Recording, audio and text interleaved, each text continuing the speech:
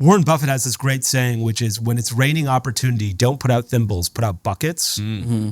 If Facebook is working for you, like usually when I see people who are like trying to diversify away from Facebook, I'm like, it's not working for you. And that's why you're doing it. If it was working, you should be doing the opposite. Just focus on it. Yeah. Because the reality is, especially if you're an earlier stage company or you have a smaller team, you have limited resources, like you can split that across a Reddit test and a Pinterest test. No, just lean into what is working and take the wins. This is Limited Supply, the place for refreshingly real takes on what D2C is really like. We're your hosts, Nik and Moiz. Let's start talking about money. Nik, the first decade in e-commerce was all about customer acquisition with Facebook, Google, and Snap. The next decade of e-commerce is going to be all about customer retention. Now, at the end of the day, you got to look at what's left in the bank account when all is said and done.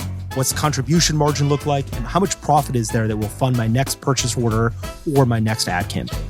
With your AOV, I bet your customers would have loved the loyalty program. When I was at Hint, our loyalty program was incredible, but it was too outdated. That's why I'm so excited that we're partnering with Tandem for this season. Tandem is the infrastructure that allows brands to launch their own branded credit cards in less than 48 hours. With branded cards from Tandem, you cut processing fees by 66% and use their suite of tools to improve your contribution margin by up to 10%. Book your demo with Tandem and see how branded payments can level up your business. If you go to ddc.creditcard in your browser, you'll even get a $100 Amazon gift card to take a demo. That's DTC.creditcard. And book a demo to see how you can maximize contribution margin. All right, we are back with another episode of Limited Supply, Season 7. We've got a very special guest here today, Rob. Hi. Hi, Rob. Hi, everyone. Rob Schutz. Shuts the door. Rob Schutz. Rob was, we met a couple years ago, probably through Twitter, maybe? Somewhere on the internet. Yeah. And then somehow in real life. And then, I just think you have a very fascinating career, honestly. I've actually seen your career for a long time and thought it was very fascinating. I'm very honored by that. It's very cool to sit here with you today. I think we're going to ask you some fun questions. Do you want to give us just a quick background of yourself and then we'll start peppering you? Oh, I love being peppered. And thanks again, guys, for having me on. This is exciting. Big fan of the pod. Yeah, so I'm Rob. My background, I kind of cut my teeth more in like the early age, I'd say, of growth and direct to consumer. So I actually started out of school doing like healthcare consulting. We'd help hospitals get rid of their paper and scan it in and go digital, which was a good job out of college and then got very boring over time. Yeah. And I was also on the sales side, and it took forever to get something done. You'd pitch someone, it would take 2 years to sign a contract. And then I started to hear about the internet. I don't know if you guys are familiar with the internet. Very hot right now. Heard about it. Yeah, it's up and coming. And I started seeing very early ads for Groupon. And I remember thinking what a cool concept that was. And so I wound up launching a Daily Deals competitor way back in the day in like 2009. It's called What's the Deal?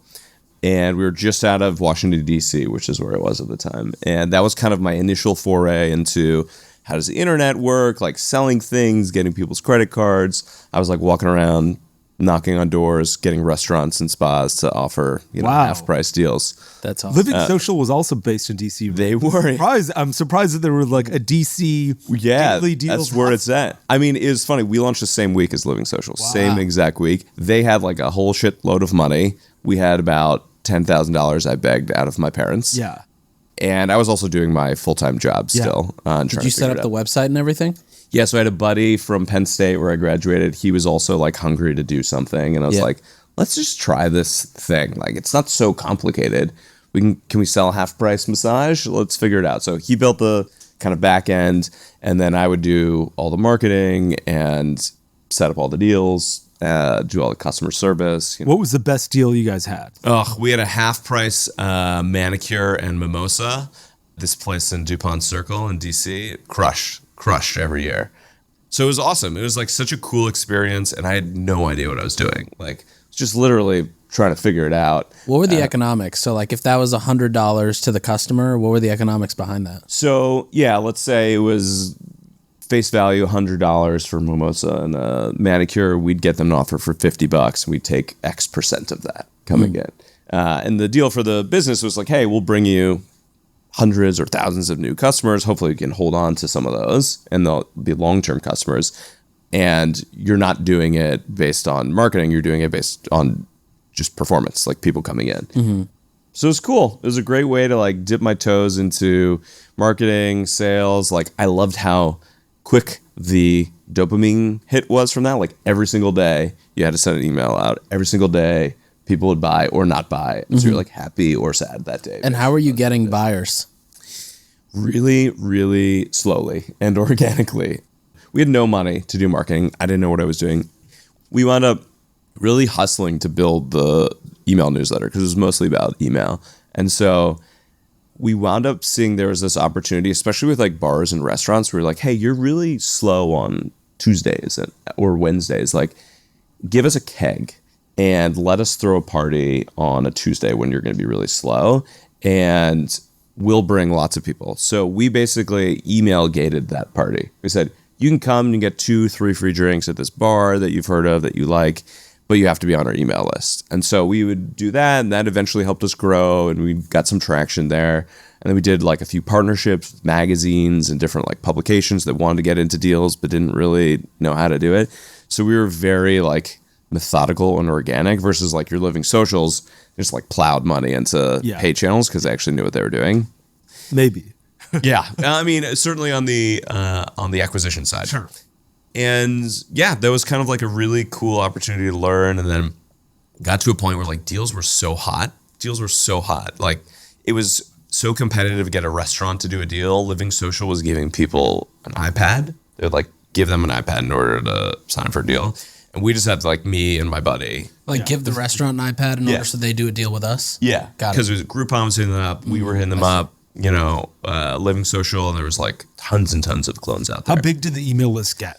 Our email list wasn't huge. It was under 100K. Okay. But it was incredibly engaged. Like now that I've actually learned how this works, it's like, holy shit, the amount of like engagement and clicks we got. It was Do you remember your open rate back in the day? I was probably like 60-70%. Yeah. It was like wild. But is of course, if you're just growing with people who actually want your product, you're going to get a lot better engagement versus, you know, you're putting money into all these like growth tactics.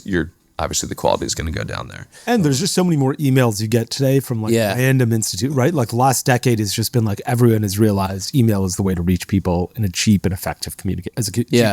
Oh yeah. And I think that's also made me appreciate, like, I've kind of seen the through line in my career where like I love email. I'm still a big proponent of email in general. I think a lot of that comes from like my initial upbringing on the deal space where like everything was driven by email. It was like, you have to get a good list. You have to have high engagement. You have to put good creative together. And if you do that and you couple that with good product or a good deal, you will probably you'll sell well that day. Yeah. So I just love how quickly you could like put something out there and then get feedback immediately. Like if someone buys within 10 seconds of an email going out, you're like, hell yeah. That and feels good. What year was this? It was 2009. So how would you process payments? Was it Stripe? This is pre-Stripe. I don't even remember what payment processor we were using, to be honest. Were you using MailChimp for emails? No, we were using, it no longer exists. I remember it was a company called Mailbato. This was kind of pre all these good tools being put out there where you just kind of cobble it together. And so like, you know, I would talk with like the guy, it was like a guy who ran this ESP Mailbato, and we were using authorized.net. That was our payment processor. Yeah. And everything was just clunky, but it was a great learning opportunity. And then deals got so hot that like Groupon was going public. Living Social was going to get acquired for like $5 billion. And I was like, I don't know what I'm doing. Like, I don't really know. Am I supposed to raise money? Am I supposed to expand into other cities? And so I wound up like cashing in some of my chips, and I got meetings with some of the bigger players at the deal companies. And I was just trying to sell the company. And so got really lucky. I wound up selling to a competitor in New York, actually, called KGB Deals. And we sold the company in 2011. And I was just really happy to be like out of that game. It didn't necessarily feel like it was going to be sustainable over the long term.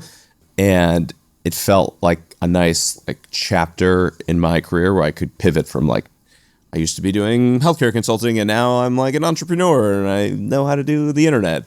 That's awesome. Yeah. So that was a big turning point for me professionally. It's such a confidence builder as well to find like a small early exit when you are young to be like, okay, I can make this work, and to give yourself like enough financial security to try it again or to join an early startup and to not go back and be like, I need to get a corporate job because this didn't work out. I wouldn't change it for the world. I think there were some good lessons learned out of it too, because I think I came out the other side of that being like, I'm an entrepreneur and I know what the fuck I'm doing, and I'm just gonna think of an idea and build some stuff. Yeah. And I definitely wasted some time and money building out things that did not get any traction whatsoever. And in hindsight, like I should have been much more strategic about where I was spending time and money.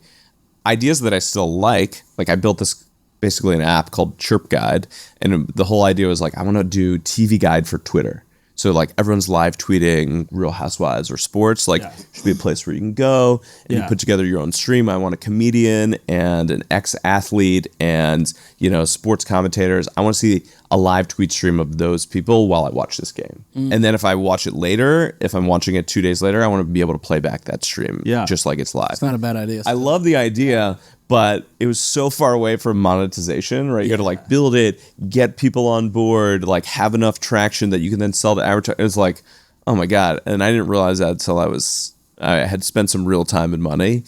So it was good. But I think what I realized coming out of that was like, I'm an entrepreneur, but I'm like a generalist. You know, I'm not necessarily, maybe I'm an ideals person, maybe I'm an operator, maybe I'm a marketer. I'm not really sure. And what was important for me in figuring out my next step was like, I kind of had to pick a path where I had to say like, I'm going to go be a marketer. And that's where I wound up. But it was like, I was too generalized in order to actually like even join a company when I was pitching myself as kind of this entrepreneur. I get coffee with people and they're like, cool, what do you do? Like, how could you help the company? I'm like, I could help in many ways. Like, do you need a salesperson? Do you need a marketer? Do you need like a co-founder? And people are like, I don't really know if this guy is really good at anything specific. So the turning point for me was like, I actually did some teaching at General Assembly here in New York, and I wound up on the user acquisition management team, working with my friend, now good friend, Kate Hewitt over at Bombas. And what I realized there was like, I'm just going to lean into this. This seems pretty good, and I'm just going to make this my path, right? Where then you kind of user acquisition. Yeah, user acquisition management was kind of like, it was before growth was even like. Yeah. And this was at General Assembly. You just took a class, or I was TAing a class with Kate. Okay, nice. How did you get that? That was just coincidence? Yeah, there was like my cousin's girlfriend worked at GA. And Wow. She was like, hey, they need a TA for this thing. You've done this stuff. And I was like, great. And then I realized like all of these things that I'd been doing on the deal side actually had like names. Like the email stuff I'd been doing was like, oh, email acquisition and like engagement metrics. And I was like, oh, these are things that I've actually done and I kind of know. I just didn't know they were things. Yeah. That's what I found about like all these other channels and different ways you could do stuff. And I was like, okay, I like this stuff. I'm just going to like, this is going to be my path. So then I kind of like repackaged all my experience, and now I was like a user acquisition management expert. And that's when I then realized that it was probably time to get a job, because I had tried a bunch of these different ideas. I was just getting married. I'd wasted some money, and I was like, it's probably time to get a job. So I'm going to go out there now as like this user acquisition management professional. You know, put on my business suit. Teaching it, so you're like, now I'm the perfect. I must be a good. I mean, teacher. Yeah, I'm a teacher, so I must know something. Yeah. But it was also so early that like no one really was an expert at that time. Yeah, you're buying Facebook likes at this point. You're posting posts. It was There's pre newsfeed ads. Yeah, pre newsfeed ads. And that's when I remember went to a career fair. It was like a cool career fair. They had like beer and like skateboarders in the background. I forget the name of it. It was here in the city. And the Armory on Lexington. No, it was like right on like 22nd, 23rd. It'll come to me. But I met with a couple companies, and I wound up talking with the BarkBox's team. And I was like, I like dogs. Dogs are cool. And they had a booth there? They had a booth there. Wow. It was the 4 of them at the time. It was like 4 or 5 of them at the time. It was like a couple of the co-founders, and like they had an operations person and tech person. And I've always been a dog person. My wife and I are big dog people, and just really liked what they were building. And I love the idea of being able to like advertise with dogs. Like that's kind of cheating, right? We can use sure. Cute things. pictures and videos of dogs as your ad creative. Yeah. So I met with them, and they're like a fun, quirky, weird bunch who kind of hit it off pretty quickly. And they said, yeah, you want to come in and like be a user acquisition marketing person here? And I was like, great. So that was in 2011, 2012. Yeah. And it was great. You know, it was a really small team. It was a first marketing hire. We had this like janky ass office in Chinatown where you had to like buzz. I remember the interview email I got from Matt Meeker, who's still there as a CEO. And he was like, hey, go to this address, like just buzz all the numbers. Someone will let you in. And then you're going to get to an elevator. There's a sign that says no spitting.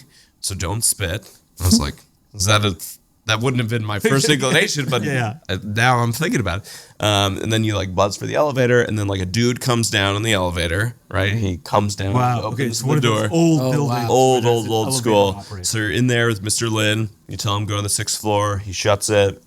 You don't talk. You don't look him in the eyes. And then you got up to 6th floor, and you're like in this kind of startup space. Yeah. And so went up there, interviewed, and that's where we were for the first like maybe year and a half. And it was just kind of this right place, right time experience where 2013 is when it all started to happen. Like I remember Facebook newsfeed ads launched a couple months in, and I was like sitting at my desk. I had money. I was in charge of user acquisition and marketing, and like I leaned into it really hard, and it was like, oh shit! The first day I did it, we got like 15 new people for like $5 each, and I was like, this seems good. Yeah. Like we should keep doing this. Yeah. And there's like a crop of companies who are around that time frame that really benefited from like Harry's, you know, Warby, like where a lot of those folks were like in a similar position. They had some funding, they were looking for growth, they were quick and nimble, and really, really leaned in early on the Facebook side. There's a crazy story of like getting Facebook ads or like getting newsfeed ads approved, which was Zuck was completely against them for the longest time. Mm-hmm. And finally, 2 people were in his office, which is called the aquarium because it's like all glass. And he said, okay, like they were like, oh, look, there's nobody who's engaging with these ads. Like, you know, our ads are kind of terrible. And he's like, why don't we just put them in the newsfeed? Like, just do that. And rather than say one other thing, which is what they've always wanted that, right? Because like, this is where everyone's going to click ads. They just got up and left because they're like, if we say one more thing, he might take it back. So just leave right now. Do not say one more word, and let's get the newsfeed ads going. Really change the history of Facebook. That's amazing. Yeah. So, like you were employee, but going back to you, this job fair is bananas. So you go to a job fair, and I looked at your LinkedIn profile before you got here. You're employee number 7 there. Yeah. I can't believe that like you join such an iconic brand from going to a job fair. Like, what are they doing at a job fair? You know, there's 6 of them. Like, that too, from accidentally being a TA. Yeah. Because that was through like a family thing, right? Yeah. Just coincidence. Yeah. Wow.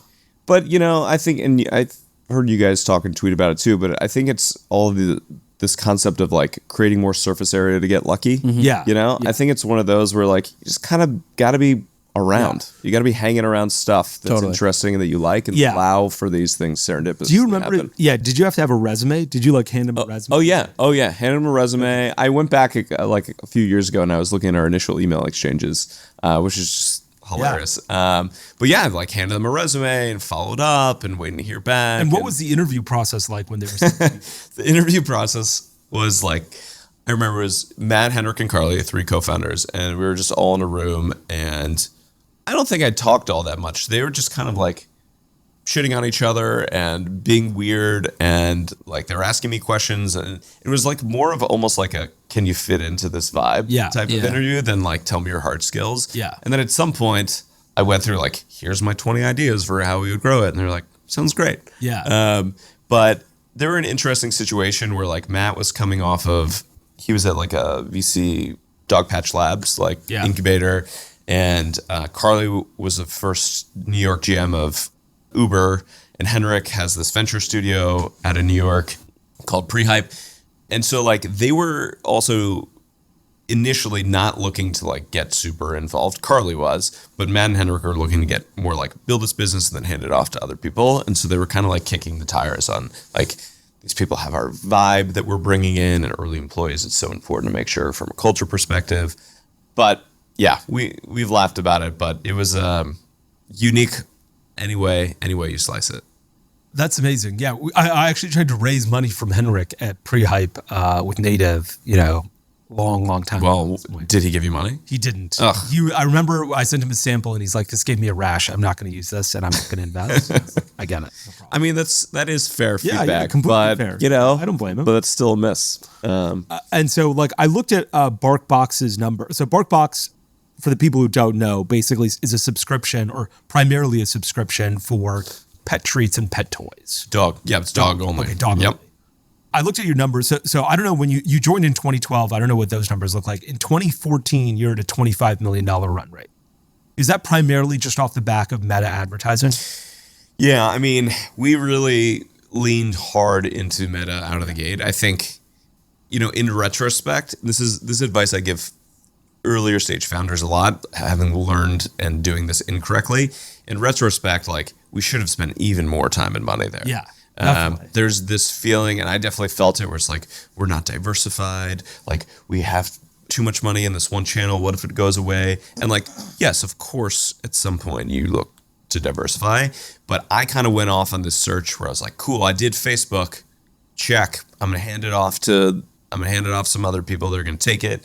I'm going to go find the next Facebook. And I feel like I spent a couple years searching, and then eventually was like, God damn it, I should have just tripled down on this channel, and we would have I went seen through that explosive too growth. at one point. I'm sure you did too. I feel Definitely. like everybody finds success on Facebook, and then it's now we got to diversify. Yeah. And then you go try to find the next it just doesn't exist. And it's not always Facebook, right? Yeah. It's whatever channel is actually working for you. I'll Yeah. talk to people that are they're 6 months in and they're finding so much success on TikTok influencer. We got to do this other things. We got to try other Usually stuff. And it's or it could be search. It could be, I've definitely seen other people, content, organic social, lean into what is working for you. Don't fight against what is working for you. Yeah. I was the same way. Yeah, I also was I need to diversify channels. I need to get Pinterest. So first, let me start by saying, in your defense, in 2014, everyone thought there would be alternatives to Facebook. Of course. Oh, absolutely. Pinterest launched and everyone's Absolutely. this is an alternative. There were so many options, or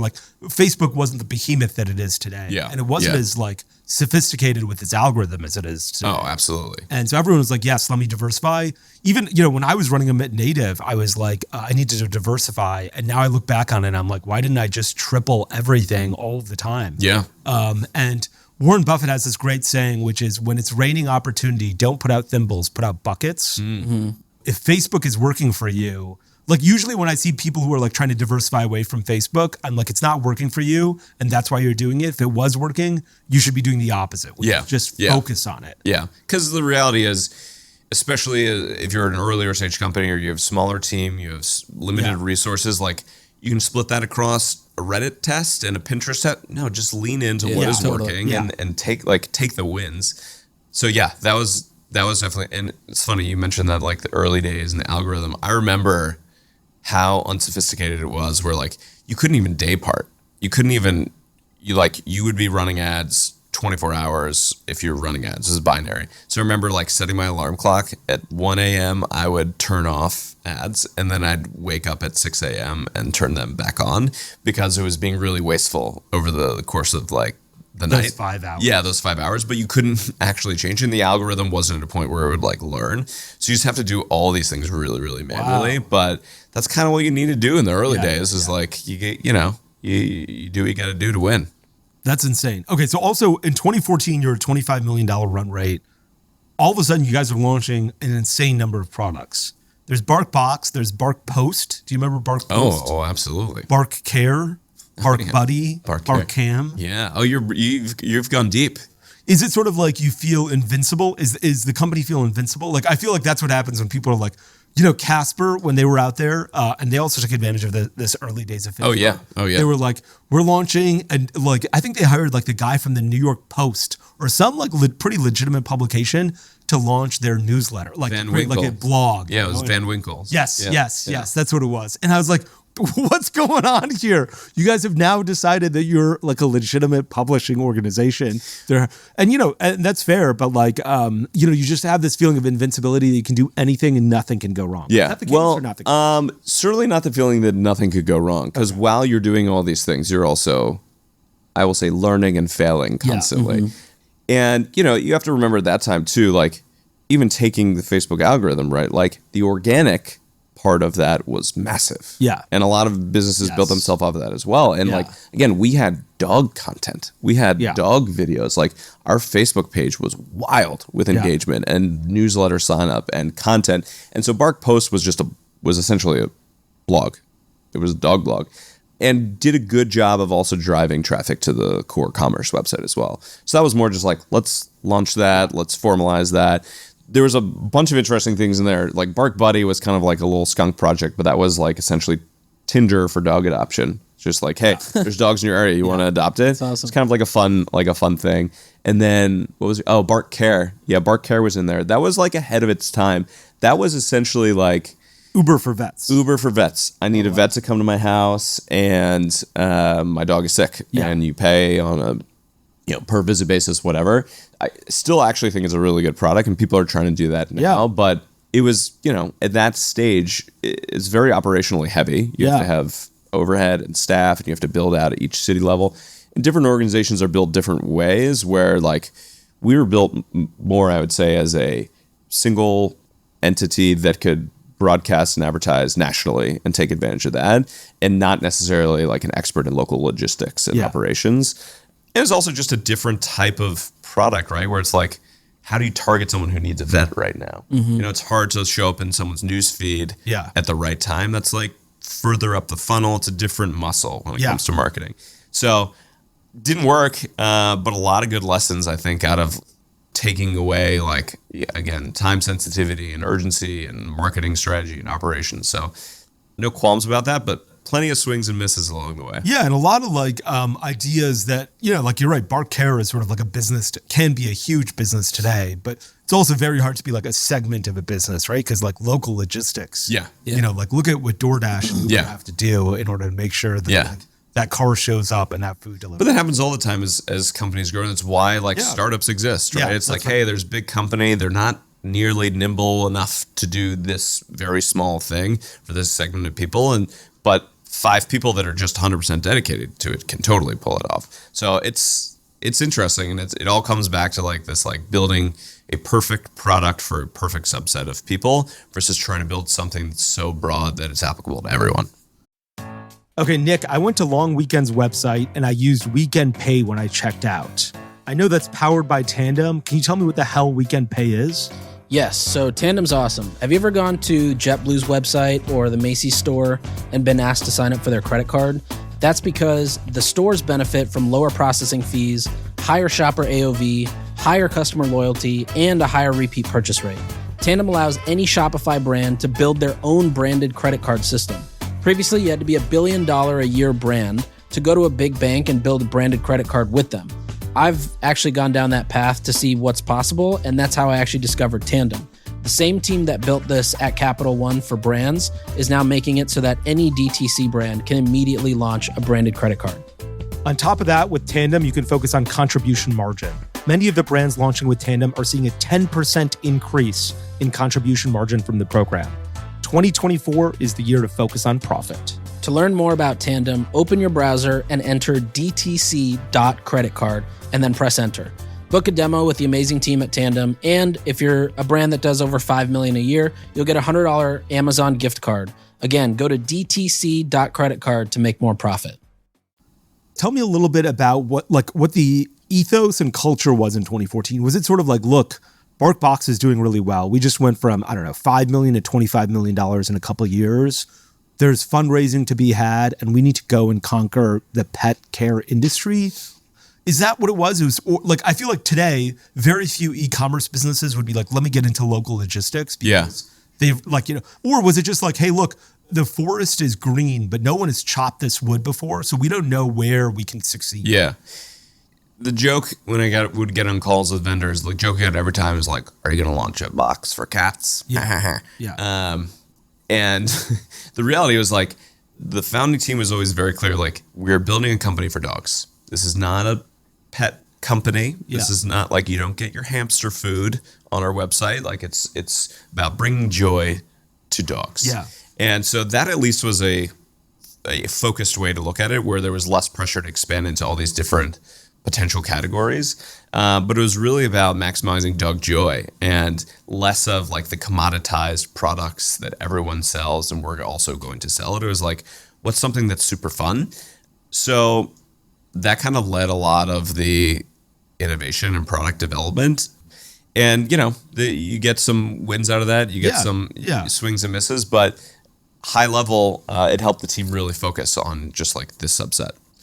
So I was looking at the 10K for BarkBox, and the CAC, it's great. I love looking at 10Ks. The CAC for BarkBox today is $58.20 for a new subscriber. Do you have any idea what it was, when you were running? I mean, when we started, it was a couple bucks, right? Wow. When you're able to take advantage. Yeah. Was that like, did that feel like a casino? Like that must have had to feel like the biggest high in the world. It's like when you're in it, you don't necessarily realize it. It's looking back. It's like, oh man. I feel the opposite. I feel like when I was at Hint and we were scaling so fast, I felt like I was on drugs for 2 years straight. Well, you were also. Yeah. That part. No, I mean, but that's also that's like why we do what we do too, is just because you're chasing that feeling of like, I'm doing this thing and it's working. We're getting people and we're getting money. And like the money part is good, but it's like the feeling of winning. Right. But yeah, I mean, it definitely felt good to see that work, and like that was helping really pace the company. We were able to hire more people. We were able to build out the team. And did you have because at that time you were the 7th person. So like, how mature was the company? Did it feel like a fresh startup, or were you coming in and building out a plan, or were you just like, I'm just going to run ads, and then it just started growing so fast? I don't think anyone would describe the early days of BarkBox as mature, for multiple reasons, but it was a combination, right? It was, we'd raised some venture money and there's expectations and we needed to build out plans, et cetera, but it was also very nimble and flexible based on what was going on. A small team and really out there to like win in this space. So it was a good combination, I think, of like quick, nimble, able to make fast decisions, but also have real, money behind it and expectations came along with it. Yeah.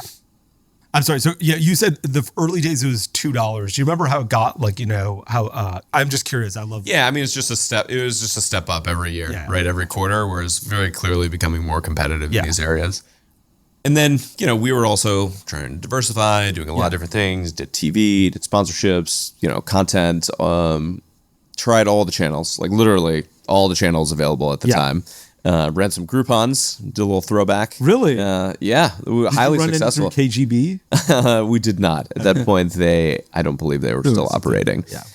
But yeah, it was, as you would expect, it was just increasing competition. We also saw more like copy dogs, I guess, pop up where people are trying to do the same thing, and then it's like, oh, how are you differentiating from these other people? And it's really interesting that there are no real competitors left for that business, because it's a tough business. It's a tough business, and you have to have scale in order to really make it work. Like initially we were buying toys and treats and then putting them in the box and reselling them, and now it's at the scale where you're sending to millions and millions of people a month, where you're actually creating our own, creating Bark's own treats, own toys. They're all themed, like you have to have scale in order to really do that, or else you can't kind of create this magical experience. Early on, were you actually like going to PetSmart to buy them? And like the guys who run Nature Box, you remember Nature Box? Yes. Oh yeah. They were like, we went to Whole Foods, bought almonds, and then like sent them, bagged them up. It wasn't exactly like that, but it was, working on more like wholesale relationships with manufacturers and providers. But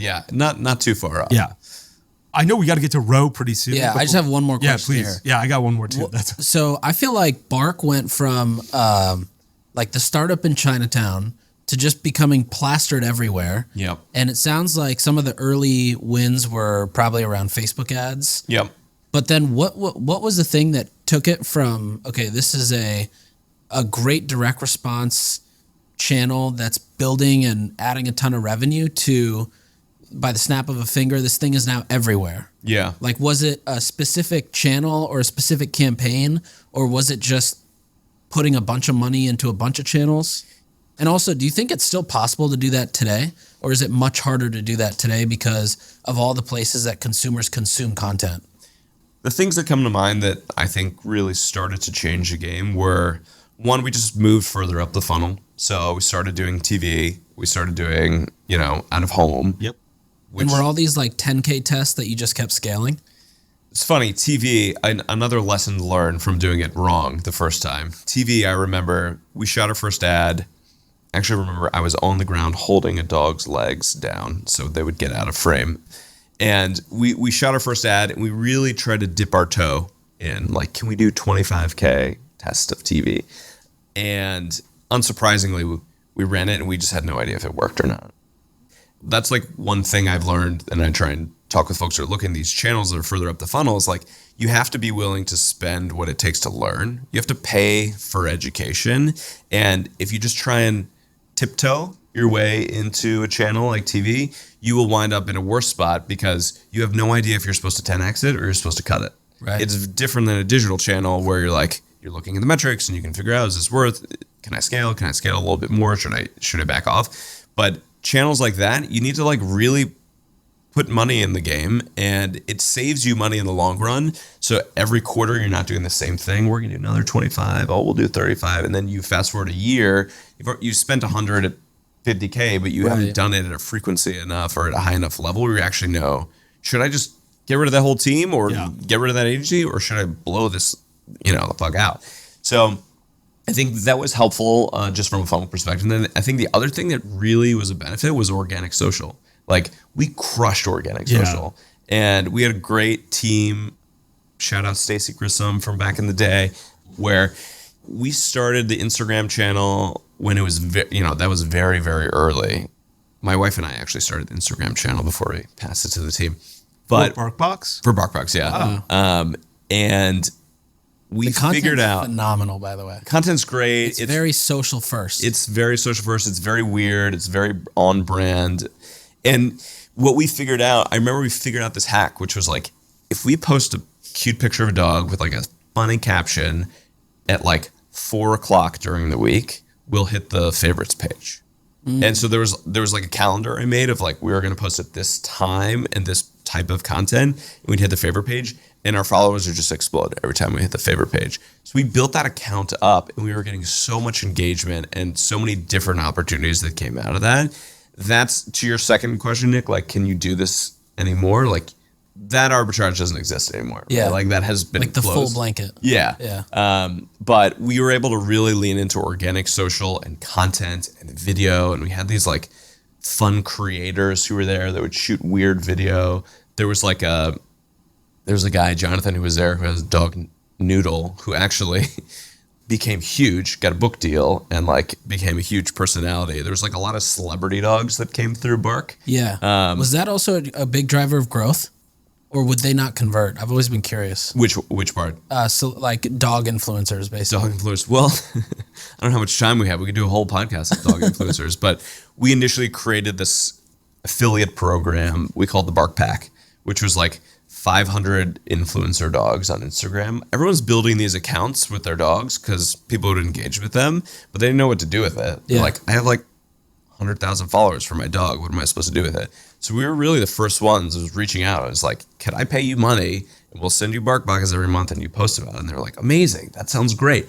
So we created Bark Pack. We gave them each individual codes. They would all post at the same time, and it would kind of like flood the internet all at once. Hashtag BarkBox Firefly Day. style. Yeah, it was the thunderclap. Yeah. Thunderclap right there.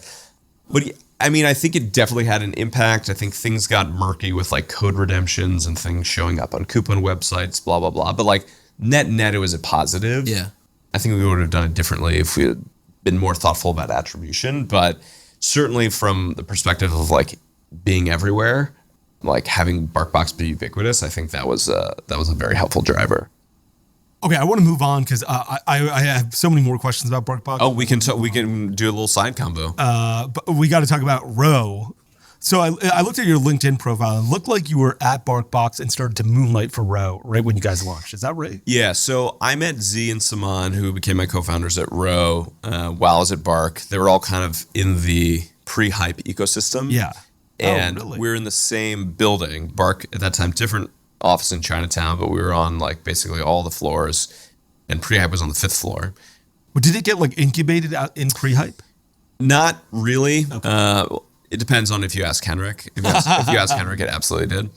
But it was, Z and Saman were kind of doing different projects at pre-hype. They are incredibly talented guys in a bunch of different areas, but don't know a lot about marketing. So they would always come over like, hey, how do you do Facebook ads? What's the landing? Yeah. Like, how do we landing page optimization? And we started talking. And then I had been at Bark for about 5 years and was kind of getting itchy for something entrepreneurial again. And they were looking to start this company, and we met a couple times. We talked about different ideas, and I was like very much on the fence because we were having our second kid. We just bought a house in New Jersey. Yeah. Bark also had, I think they still have, I don't know, this sabbatical policy. If you're there for 5 years, you get 3 months paid off. And so I was coming up on that, which I was looking forward to. And then I started talking to the guys, and I was like, oh, this seems like a good opportunity. Like, these are pretty unique individuals.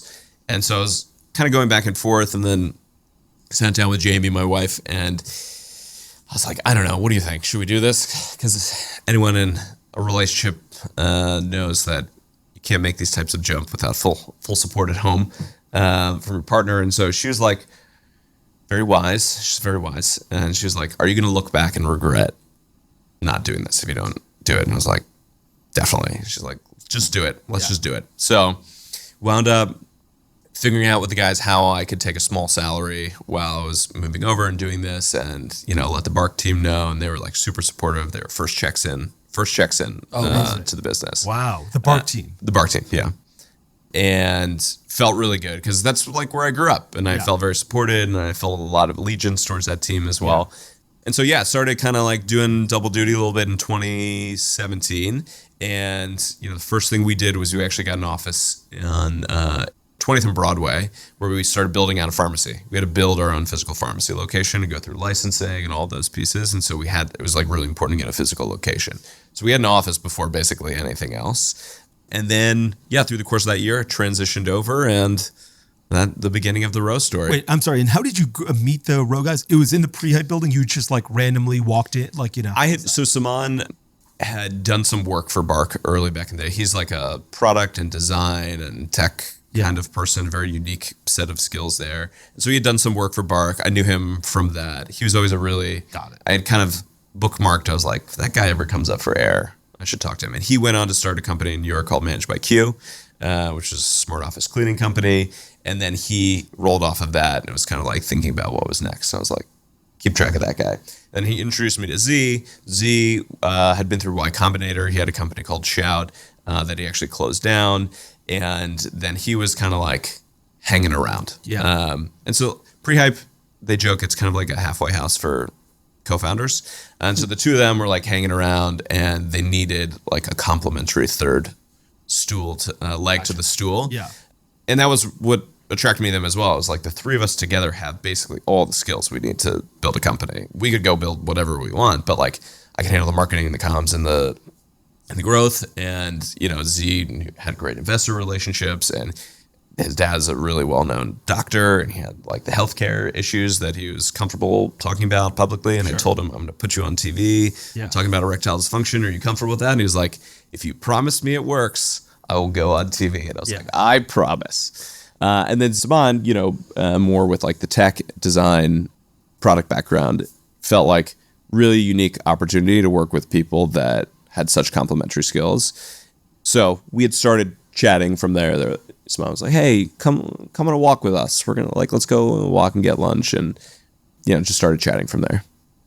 And what was you're early on at Row. You have to build this pharmacy. Are you mailing stuff out from your pharmacy? Yes. You do that across the country or just in New York State? So each state requires their own license. Yeah. It was a big jump going from a BarkBox e-commerce can do ship wherever you want to a highly regulated. Yeah. There's state regulations at pharmacy, state regulations on the medical side. FDA regulations, a whole bunch of stuff. So we started just building the pharmacy in New York. We hired our first pharmacist, Colin, who is licensed in New York and Pennsylvania. And we slowly got more and more licenses that allowed us to ship to other states. But yeah, initially it was just, I think, 2 or 3 states when we launched that we could start servicing. How do you think about marketing at Row versus BarkBox? Because it's very different, right? Yeah. Like one is Instagram friendly, the other is probably not Instagram friendly. Yeah. Harder. Yeah. Like, what were the differences between? I mean, there were so many differences, but there were also so many similarities, which was interesting. Where it's like I felt like I built my playbook at BarkBox, where it's like, okay, I know how to do channels, do creative development, I know how we're going to optimize, we're going to do landing pages, do email. But now it's in this much more highly regulated environment. And so like the biggest change initially was none of the platforms let us run ads. Was there even LegitScript back then or TruePill? Yes, LegitScript was actually one of the first accreditations we got that helped give the networks more comfort. Yeah. But we did not get an opportunity, like Facebook wouldn't let us run ads, Instagram wouldn't, Facebook, Instagram wouldn't let us run ads. Google, we got shut down every couple weeks. So it was this constant cat and mouse where like, I remember we've been live for like a month and we're coming up on like a holiday weekend. It was Thanksgiving. Google just shut down the account. And the only communication we got was like, we do not support your business model. I'm sorry. And we were like, that's not good. Yeah. So over the course of like literally 12 hours, the tech team completely rebuilt the website, new domain, got it pushed, applied for new certification on Google, got approved, and we got back up and running. But it wasn't until we were able to actually get in the room with the Google team and the Facebook team and talk with them about what we were doing. We had all of the best healthcare medical advisors across the world. Z's dad brought in all these really well-known people. We could talk to them what we're building and why it's important, how it's safe, and like the checks we're taking and the legitimacy, and slowly brought these people along. It's the same thing with every channel. We try to go out to podcasters. No one wanted to touch this. I don't want to talk about erectile dysfunction on my show. Like people are going to think, I have that. And like, right. And so it took a lot of work to get people comfortable with what we were doing. And once we were able to unlock the channels, you could start to deploy the playbook. But that was one of the big early challenges, was just no one wanted to run our type of ads. And so once we were able to kind of get that moving, things really started to take off. And so now has that been unlocked? You're able to run Google ads, Facebook ads, anything you want. Yeah, primarily. Yeah. I mean, and Row has grown into much more than where it started. Sure. On the men's health side, has a really big wellness practice, has a really big weight management and dermatology and mental health and fertility practice. So there's a lot more than where we just were at that time. But yeah, it was certainly a big challenge early on. How did you recruit such killers? Like the 3 people that I know outside of you are Mike Miller, Neil Walker, and Jans. And all 3 are just killers at what they do. And I've always, probably for the last like 7 years, I've thought you guys are incredible at hiring. How'd you guys hire such good talent? I think that's something one really proud of, and even outside of just growth, I love those 3 guys. I'm happy to talk more about them. But I think across the board, we ruthlessly prioritize bringing in great people. And so like there's people that have been there 4, 5, 6 years still that I think are the best at their function in the country. And, when it comes to growth, I think what was really unique, especially at that time, and even now, like you don't see a lot of people at the founder level that come through growth that have like that type of background. And so I felt like I was able to recruit them at a founder level for a functional position where people are like, all right, this company gets it. It's not like, oh, you've got a good relationship with the founders. It's like, I'm one of the founders of the company. Like, you've got cover. Like, let's go build this thing. So Mike, I remember meeting, he was our rep on content, like doing some content early on. And then he was like, I quit. I think I'm going to go play poker in Vegas. And I was like, Mike Miller, hold on 1 minute. Before you do that, just come hang out here. Just come hang out here. Help us. We've got some stuff to do. We're slowly able to trick him into staying long term. Deception is the answer. Yeah. Deception and inception, both important. That's such a Mike Miller path. Yeah, well, I mean, but that's like the right path. This is the right mentality you want for like growth people. Is you want like gamblers. You want people to like want to win big and are willing to take some risks and some swings. And Mike did an awesome job. He was my first hire on the growth team. And then, Jan Jepsen from earlyjune.com. He was just always an SEM guy. He was like, loved search. And I wanted someone that was like a true ninja on the search side. And he had spent like 15 years of his career just doing Google search. And I was I'm pretty confident that if search is going to work, we want a guy like this who like knows what he's doing. So yeah, I think that was like a bit of a secret weapon on the hiring side from a growth perspective, where I could go in and give people comfort that like we understand growth, we understand how it works. Yeah. And especially early on, we were like a growth marketing company that was doing healthcare. I think that shifted over time, but like we really hit the ground running, and we had some really good people, still have great people there that know how to grow businesses. How has it shifted over time? I think over time, Row started as Roman, the men's health company, and has really transitioned into Row, which is broadly it's a hospital. It's a virtual hospital. You can go in, you can get seen for men's health issues, for fertility issues, for weight management issues. And I think with that, it has also helped broaden the messaging and the channels that we wind up using to tell that story. I think it's also even more important to be buttoned up in this highly regulated environment and making sure, you're putting ad copy out there. Has a doctor reviewed it? Has a lawyer reviewed it? We want to make sure that we're putting things out in the world that we stand behind, because every single thing gets scrutinized, and you assume that any ad you put out there, someone at a regulatory body is taking a look at it. So we spent a tremendous amount of time after initial push to make sure we're going through a process of review where everything we put out into the world, we would feel comfortable standing behind. So basically today, before you launch an ad, legal has to review that ad. There's a process where legal and medical are part of it. Okay. It's less of the evolution. There was less of like, it's a sequential workflow where like creative puts it together and then sends it to legal, and then they send it to medical, and then it gets published. That was kind of a nightmare. There's pods that actually just work collaboratively together, where legal is like, oh, I understand what we're trying to do. Don't use those words. And medical is like, I also understand the spirit of what we're trying to say, but I would think about positioning it this way. And so it's much more of a collaborative process than it is like a sequential review. The sequential review is brutal. Is brutal. It's interesting that you can find lawyers who are like, have the mentality of being like, I understand what you want to do. Let's do it this way. Yeah. But usually, the lawyer is like, I never get in trouble. I won't get in trouble if I say no. Right. You don't do it.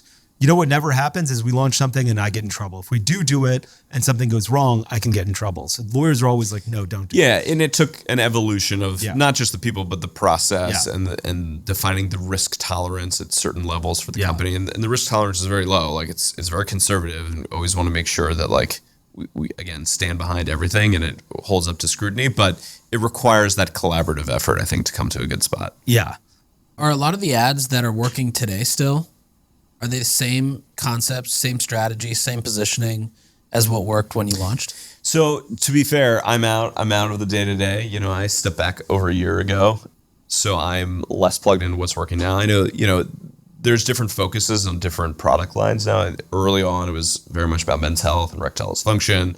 Now there's a lot more balance between those ads and more of like weight management pieces that are coming out, et cetera. So there's a shift in areas of advertising, but also I would say kind of just like tone and brand overall as that has shifted into more of like the Row brand, and that's very different than like any of those individually.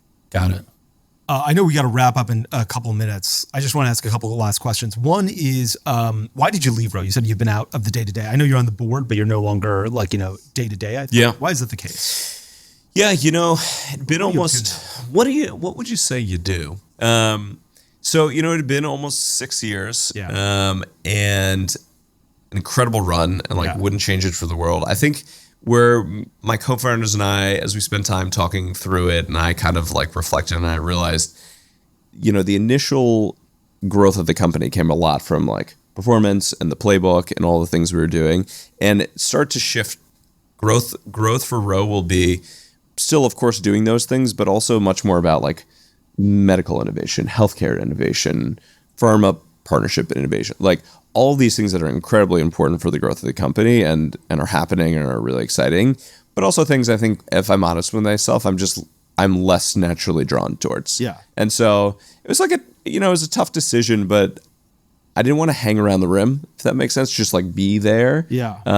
If I didn't feel like I was actually pushing in the right direction and also giving the team what they needed out of that role. So, I'd kind of been thinking about that, and then I got this bug in my head where I was like, what if I do nothing for a while? That sounds pretty good. Yeah.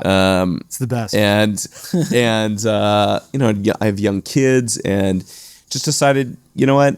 There's never a good time to do anything. I'm going to take a breath, and I'm going to step back from day to day. I'm going to try and focus on being a human being again and like reintegrating back into society and see what happens. Yeah. And so first couple of months, I didn't do a lot of business stuff. I said no to like any sort of meeting or coffee, and I tried to learn guitar, and I took magic lessons and all sorts of nerdy stuff. Read a lot of books, and then exit life. Just trying to take advantage of the opportunity to take a breath. Like it's so, and you guys know you're hustling all the time, and like it's hard to appreciate those times that you have. So, and then as I step back in, I'm kind of splitting my time between a few things. I've just taken over. I'm the chair of a nonprofit, a homeless shelter out in New Jersey called Isaiah House, isaiahhouse.org. Take a look. Fantastic team, and get an opportunity to like flex some of my skills in that area. I'm doing some consulting right now, some growth marketing consulting, spending time actually a little bit more on the sports side. We did a lot with Roman with sports sponsorships and partnerships. And so I'm starting to help companies that are thinking about how to work with teams and leagues. And then I'm working on Snagged. Snagged, as Nik knows, is my domain acquisition business. That's just something I've always been like a real nerd about. I love helping people get hard to find digital assets. Did you have any cool domain stories in your back pocket? I have so many. What's the most expensive domain you've like? I'm not sure if you're acquiring them and the reselling. I'm mostly helping companies that say like, hey, we're a Series B now. We need the .com. Yeah. Help us figure it out. Yeah. I mean, I've got some pretty wild stories. I won't say which property this was, but got in contact with a guy who owned this property, and he was like post-economic. He's like, I saw a company. I don't need anything ever. And I was like, is there something creative we could do together? Like something that's important to you? And we went back and forth and realized this guy was on the board of a nonprofit that built water wells in South America. And I was like, could we help you build a new water well? And he was like, oh, that's interesting. And so long story short, basically wound up getting funds from a lot of different places. And we helped sponsor building this well in Brazil for a very small village. And he would like send us pictures and videos and updates. And we did that in exchange for this asset. It was like kind of wild where what? Yeah. So I mean, cool. sometimes you just have to go really deep and be super creative to get these things. Cause they're like the original NFTs. Like I've heard name. like people will get other people's kids into college to get a domain. Wow. I've heard that story. I mean, yeah, they also have to be a rower. Yeah. They have to have a photo. On the crude team. And it's only USC. That's right. But yeah, sometimes you have to get creative with this stuff. It's kind of this wild world. I'd love going down the rabbit hole and figuring out how to make these deals happen. So I wound up launching snag.com, where I've been doing a fair amount of business on that as well. And how should people get in touch? If people want to get in touch with you, are you active on Twitter? Should they reach out to you on LinkedIn? Should they go to snag.com? What should they do? Sure. You can always catch me on Twitter. I'm just at Rob. So you can catch me there. That is a great look at you already getting good handles on Twitter. Well, you know, I've been in the game, or you can just email me, hi@rob.com. That works too. Damn. Wow. Okay. That's a Making great us way look to bad. end. Well, it's Nick's Nick.co, you know? well, we're gonna work on it. We're gonna work on it. I'm on the poor people side. No. Gotta go to snag.com. We'll get you. Let's build a water well for you. Yeah. We'll see what we can do. Well, thanks so much for joining us. Thanks for having me, guys. Really appreciate you. Yeah, this was awesome. Thanks for coming. Thanks for having me, guys. Thanks for tuning in. We'll be back next time to cut through the noise in CPG, retail, and e-commerce. And if you enjoyed this episode, then why not share it with a friend? And be sure to subscribe wherever you listen so you don't miss the next one.